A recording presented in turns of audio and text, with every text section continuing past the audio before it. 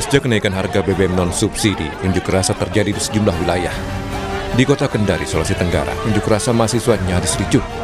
Adu mulut dan saling dorong sempat terjadi antar mahasiswa dengan polisi hingga akhirnya bisa terkendali. Mahasiswa menuntut pemerintah mengkaji ulang kenaikan harga BBM Pertamax. Termasuk kenaikan BBM, kelemahannya nilai tukar rupiah, kemudian berbagai isu-isu lain, kemudian bersentuhan langsung dengan masyarakat. Karena sampai dengan hari ini kita belum mendapatkan sama sekali pencerahan langsung dari pemerintah terkait dengan kebijakan-kebijakan yang ngawur ini. Dan kami di sini sebagai mahasiswa akan terus menyuarakan, akan terus turun ke jalan sampai dengan mendapatkan pernyataan sikap langsung dari para pemerintah untuk mengevaluasi kembali kebijakan yang sudah diterbitkan ini.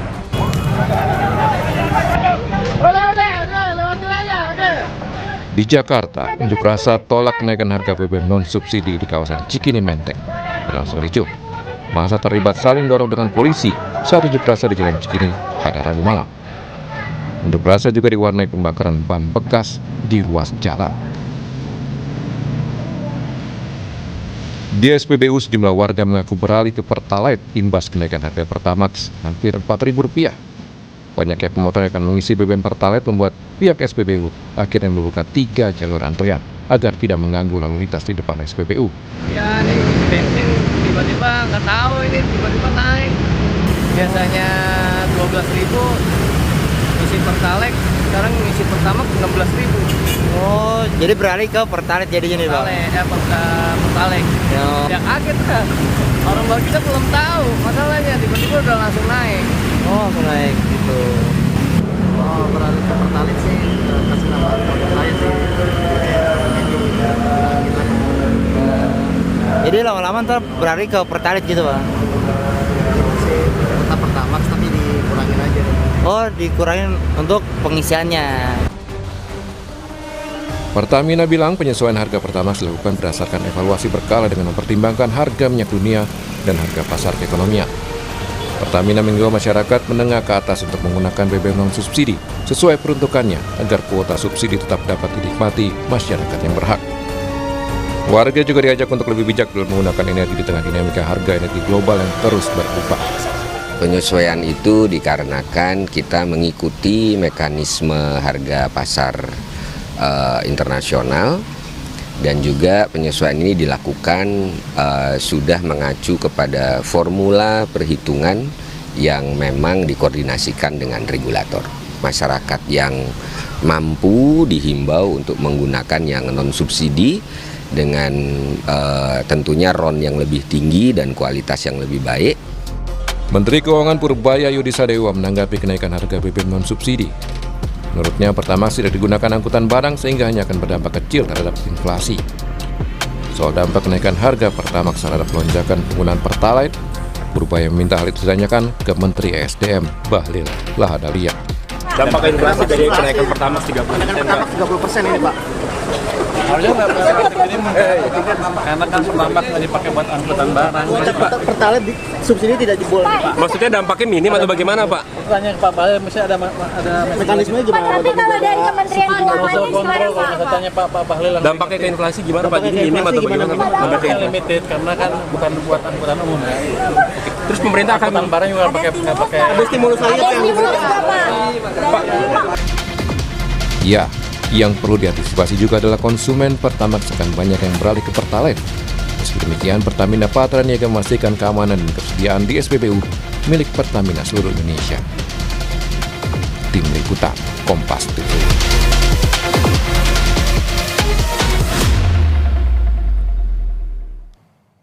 Saudara, harga BBM non-subsidi Pertamax dan Pertamax Green naik. Rupiah sempat tembus 18.000 per dolar Amerika Serikat. Lalu apa langkah politik yang perlu dilakukan oleh pemerintah? Karena sejumlah ekonom khawatir daya beli kelas menengah akan menurun. Kami akan ulas bersama dengan Wakil Ketua Komisi 12 DPR RI dari fraksi Nasdem. Sudah hadir melalui sambungan daring Bapak Sugeng Suparwoto. Kemudian ada analis komunikasi politik dari Universitas Padjadjaran, Kunto Adiwibowo, dan juga Ketua BEM UGM periode 2025 Tio Ardianto. Selamat pagi Pak Sugeng, selamat pagi Mas Kunto, dan juga selamat pagi Mas Tio. Selamat pagi. Pagi. Iya, ini kalau kita lihat ya, ini merupakan kabar yang kurang mengenakan begitu ya, utamanya bagi kelas menengah yang semakin terengah-engah dan bisa jadi jengah begitu ya. Karena Pertamax naik, dolar makin menguat, rupiah melemah, kemudian juga belum lagi BI rate yang kita tahu naik jadi 5,5, berpotensi pejuang KPR semakin terhimpit. Saya ingin tahu dulu dari kaum atau kelompok kritisi, salah satunya adalah Mas Tio yang cukup vokal dalam hal ini. Mas Tio, menurut Anda sudah tepatkah langkah yang dilakukan oleh pemerintah saat ini? Akhirnya kita tahu bahwa pemerintah mulai menyerah. Realitas jelas lebih berbicara ketimbang kata-kata. Tidak bisa lagi Pak Purbaya terus mengucapkan sesuatu yang palsu, seolah bahwa kita baik-baik saja, sementara hari ini pemerintah sendiri menaikkan harga Pertamax. Kenaikan harga Pertamax itu tanda bahwa APBN kita sudah tidak lagi menanggung beban fiskal untuk membayar biaya subsidi, harga minyak yang semakin hari semakin tinggi beserta kurs dolar semakin naik. Kita sebenarnya ingin sampaikan satu hal, bahwa sebaiknya pemerintah itu berterus terang kepada masyarakat bahwa memang sedang tidak lebih baik ketimbang hari-hari sebelumnya, dan itu diciptakan situasinya oleh pemerintah sendiri. Itu yang pertama. Yang kedua, akhirnya kita tahu bahwa di antara seluruh beban yang terjadi, dari seluruh potensi yang bisa dilakukan, akhirnya rakyatlah yang jadi korban. Ada banyak opsi ketika APBN kita itu tidak lagi bisa menanggung beban. Yang bisa dilakukan hari ini ada dengan menghentikan program-program yang memakan anggaran luar biasa besar. Salah satunya adalah MPG, menambah utang, menaikkan pajak, dan menaikkan harga BBM. Yang dilakukan oleh pemerintah adalah menaikkan harga BBM, yang jelas dampak pada masyarakat. Sementara efisiensi terhadap kunjungan luar negeri, efisiensi terhadap MPG, efisiensi terhadap kabinet tidak pernah dilakukan. Artinya apa? Semua rakyat boleh menderita, pejabatnya tidak boleh. Oke, itulah yang kemudian dari sisi kelompok kritis yang salah satunya adalah Mas Tio yang disuarakan dari BEM UGM periode 2025.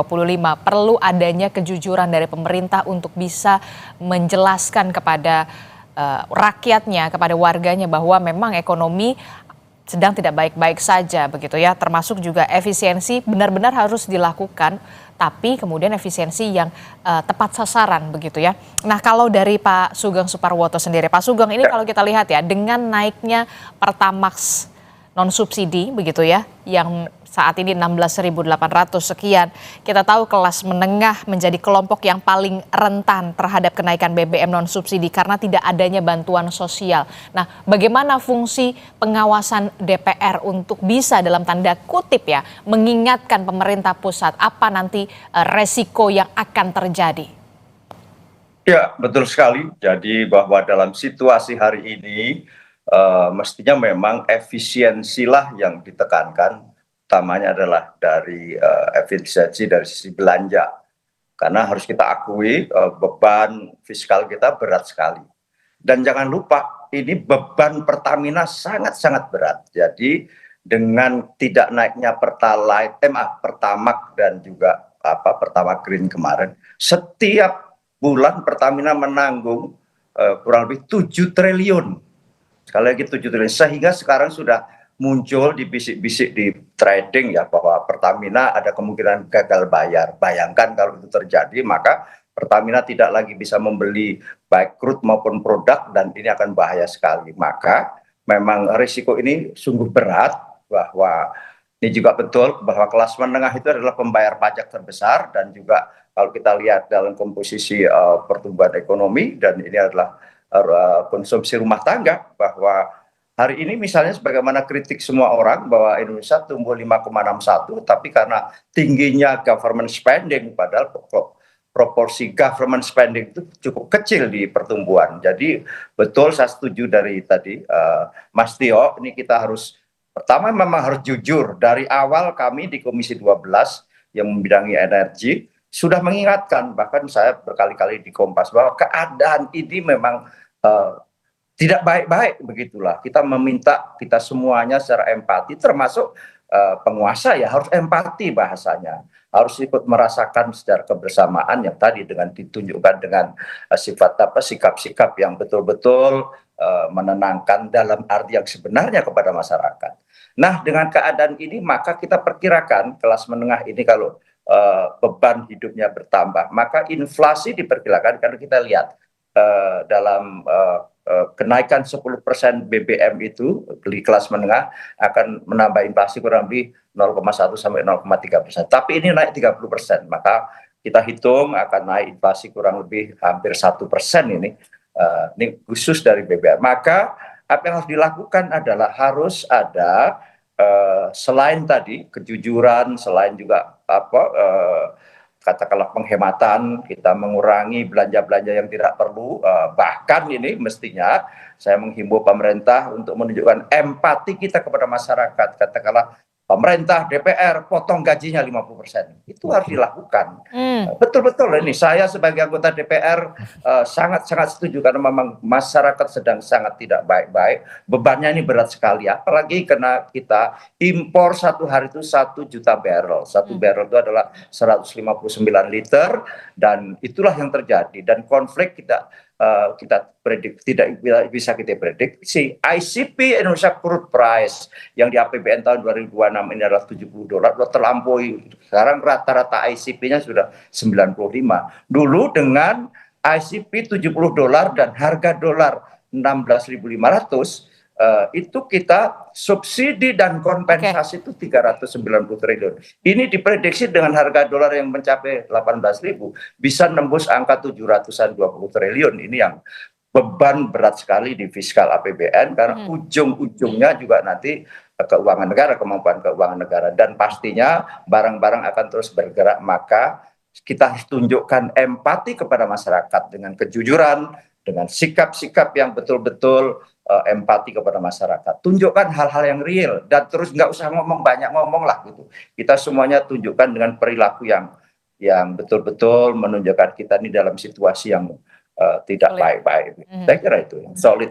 Oke, baik. Bahkan tadi Anda sudah sempat menyebutkan kalau perlu ada pemotongan gaji begitu ya, untuk bisa pemotongan gaji bagi pejabat pastinya begitu ya. Juga mungkin kalau diperlukan DPR juga mau ya dipotong gajinya. Sangat mau, saya pribadi dan fraksi saya setuju. Kalau dari fraksi Nasdem berarti setuju ya kalau gajinya dipotong DPR. Betul. Kalau Mas Tio, bagaimana Mas Tio melihat kalau dari DPR sendiri, Pak Sugeng sudah mengatakan harus ada empati, kejujuran juga di sana untuk bisa melihat bagaimana keadaan yang memang saat ini sedang tidak baik-baik saja. Bahkan dari Pak Sugeng mengatakan kalau perlu gaji dari pejabat dipotong saja. DPR juga, fraksi Nasdem juga katanya Pak Sugeng juga nggak ada masalah kalau dipotong pemotongan gaji untuk bisa kita sama-sama merasakan ini semua. Mas Tio. Bahkan kami menghimbau ini, bukan sekedar setuju, kita menghimbau, kita mengajak, ayo kita putuskan, tunjukkan empati kepada masyarakat yang bebannya berat sekali ini. Oke, Mas Tio. Saya rasa poin selanjutnya setelah kejujuran adalah keberpihakan. Hari ini, krisis politik dan krisis ekonomi, keberpihakan semua orang itu diuji. Apakah pemerintah itu berpihak kepada rakyat, atau justru kepada oligarki, kepada dirinya sendiri. Kita melihat bahwa ketika Pertamax yang dinaikkan, sementara jangan salah loh, jangan dikira Pertamax yang naik itu hanya akan berdampak pada orang kaya atau mereka yang kelas menengah. Karena ketika Pertamax naik, maka pilihan sebagai seorang pribadi, konsumen itu dua.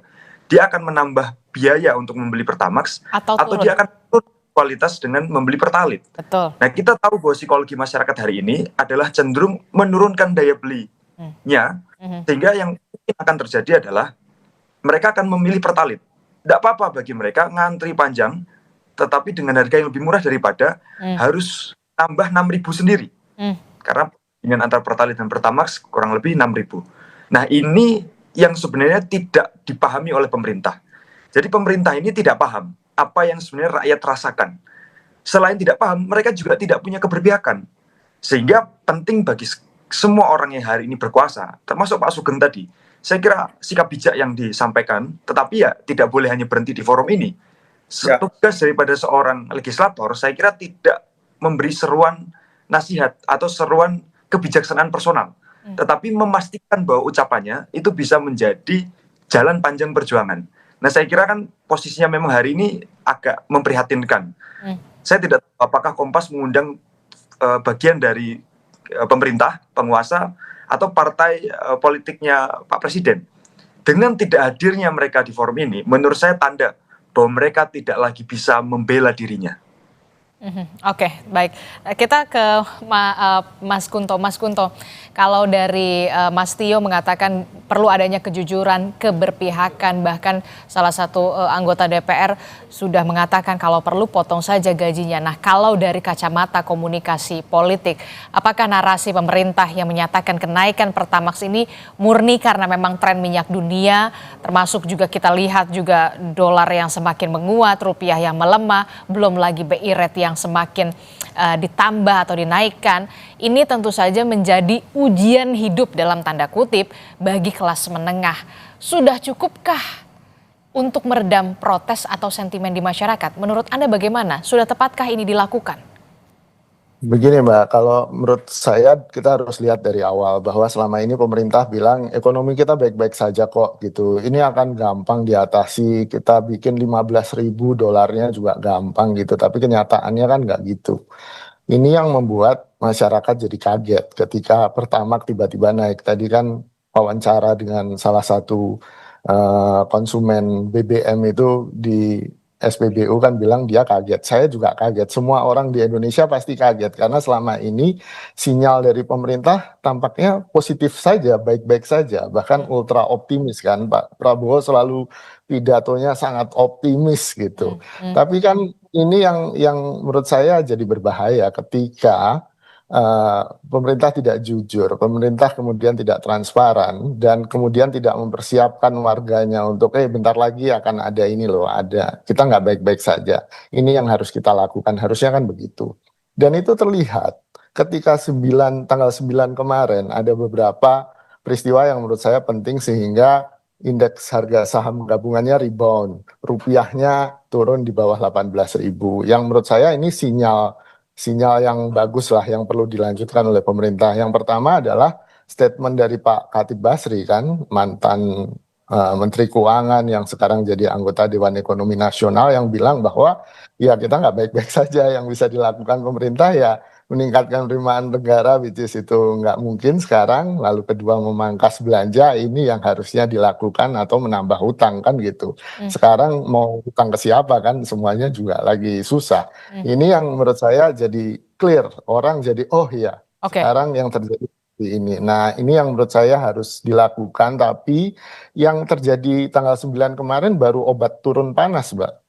Belum kita mendiagnosis sebenarnya masalahnya apa dan obatnya apa gitu. Ini yang seharusnya dilakukan oleh pemerintah. Tidak cukup kemudian dengan komunikasi kayak Ketua BGN yang baru bilang akan prioritas MBG akan ke daerah 3T yang di daerah aglomerasi dan sekolah elit akan dihentikan.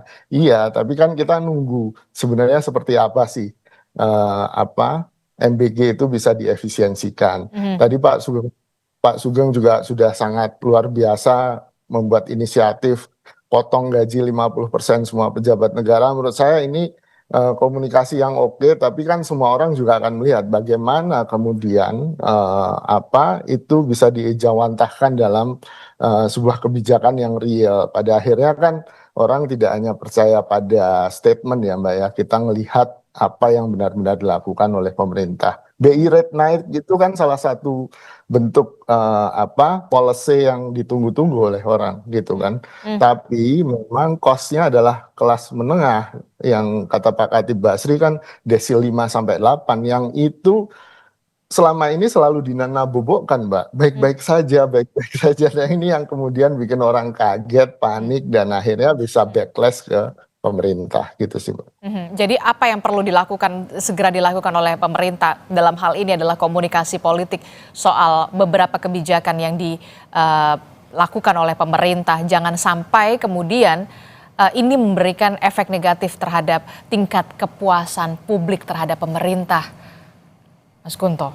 Ya Mbak, kalau menurut saya kan beban fiskal kita yang paling besar selain tadi Pak Sugeng sudah menjelaskan soal BBM ya MBG kan itu udah jadi rahasia umum, bahkan kita punya meme satuan satu hari MBG itu setara berapa triliun, jadi pengeluaran itu kita coba pakai dengan harga satu hari MBG gitu, itu kan meme atau joke yang berseliweran di media sosial.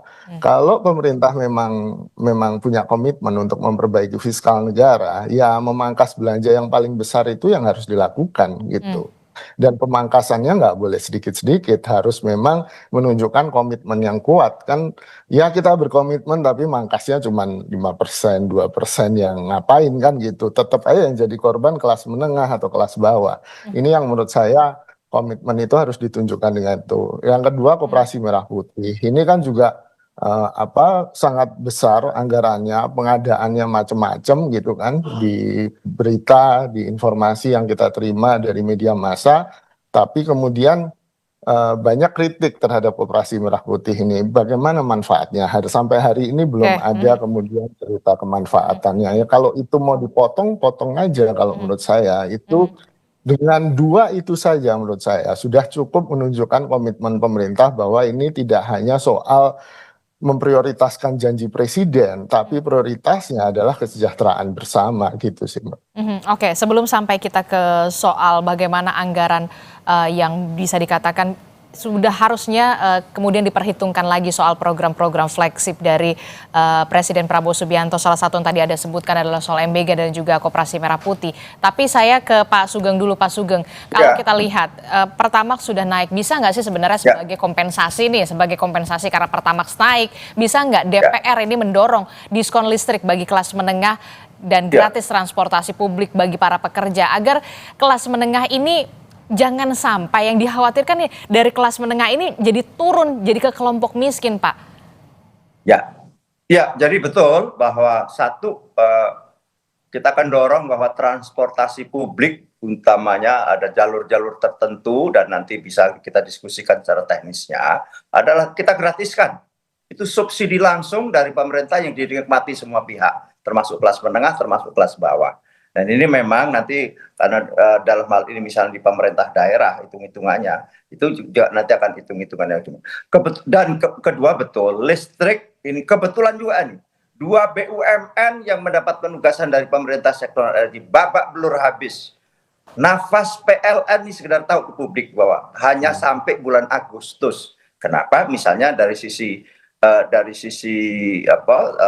take or pay terhadap IPP istilahnya, listrik itu dengan dolar juga, dan komponen-komponen lain karena kita di kelistrikan PLN itu, kelistrikan nasional, baru renewable energy itu baru 17%, 85% adalah fossil fuel, betul, di situ ada batu bara, tetapi juga masih ada gas, ada juga diesel, bahkan masih kurang lebih 2,4 giga diesel, ini besar sekali. Jadi problem-problem kedua BUMN kita menghadapi problem yang sangat serius. Pertamina pun kalau ini pun masih dalam posisi berat. Kenapa demikian? Crude di dunia sekarang turun kurang lebih 8 juta barrel per hari, sehingga minyak mentah itu sulit didapat selain harganya mahal. Maka kalau dengan diterpa isu misalnya sampai Pertamina gagal bayar, ini sangat bahaya sekali. Karena apa? 7 triliun setiap bulan. Inilah yang mungkin lantas pemerintah menghitung bersama pemerintah tidak lagi bisa dipertahankan untuk BBM non subsidi. Risikonya memang luar biasa, yakni tentang inflasi pasti naik kurang lebih hampir 1%, dan implikasinya terhadap harga barang dan jasa yang lain juga akan tinggi. Maka betul, sekarang saya kira untuk kelas menengah yang itu adalah merupakan pembayar pajak terbesar dan di situ pertumbuhan ekonomi terbesar, dan juga mohon maaf jangan salah, ini stabilitas politik sangat tergantung di kelas menengah juga. Nah ini juga menjadi harus ada insentif yang tidak mengada-ada, tapi memang harus ada. Tadi empati itu harus ditunjukkan.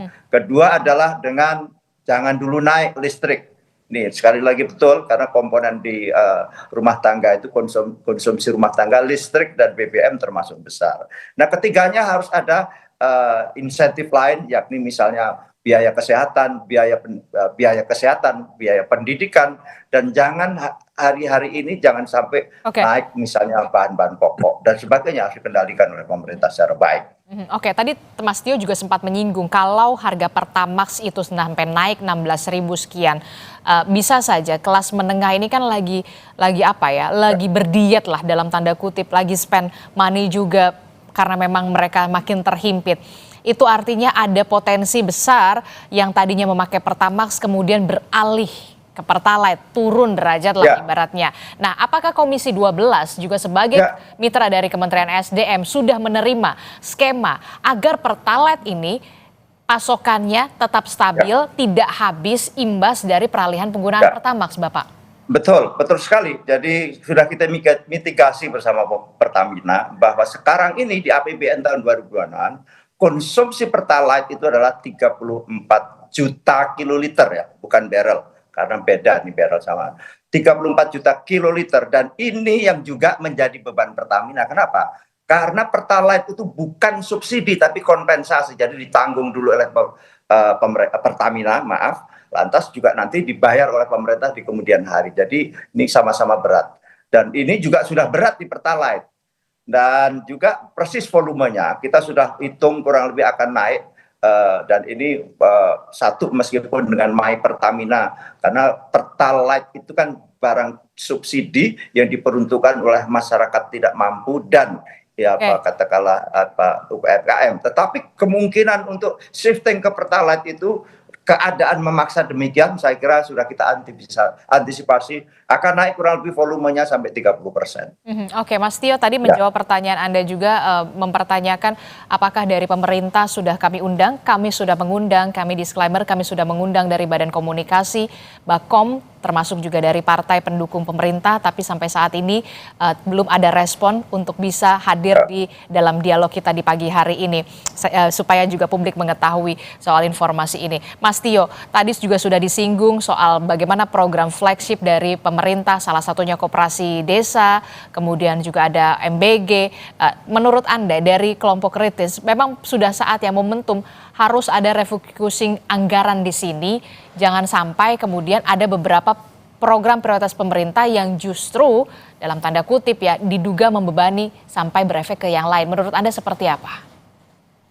Konsep keuangan negara ini kan saya kira bisa kita sederhanakan sebagai upaya untuk menyeimbangkan antara pengeluaran dan pemasukan. Kalau pengeluarannya sedikit, maka pemasukannya sedikit. Sebaliknya, kalau pemasukannya banyak, baru boleh pengeluaran itu jadi banyak. Yang terjadi sekarang adalah, ini negara pemasukannya sedikit. Tetap kita punya kepala pemerintah, kepala negara yang pengen pengeluarannya banyak. MB itu kan awalnya 335 triliun tahun ini. Lalu diefisiensikan menjadi 268 triliun. Bagi saya itu bukan karena upaya efisiensi berdasarkan aspirasi masyarakat. Tapi karena pemerintah sadar bahwa duitnya itu ternyata tidak cukup. Nah, ini jadi sangat berbeda. Ketika intensinya adalah untuk memenuhi aspirasi, maka efektivitas yang akan didapatkan.